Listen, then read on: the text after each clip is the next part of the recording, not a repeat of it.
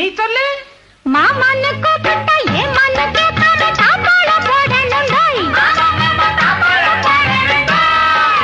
மானன்னு தேனின்னு மல்லிகை பூ வச்சு மாரோட சேர்க்கணுண்டாய். ஆம்பளதான் பெத்துக்கணும், ஆரிரரா பாடிக்கணும், ஊருலகம் மெச்சும்படி வாணி என்ன வச்சுக்கணும். எல்லாம் சரி பரிமளா, முக்கியமான ஒண்ணு விட்டுட்டியே. எது?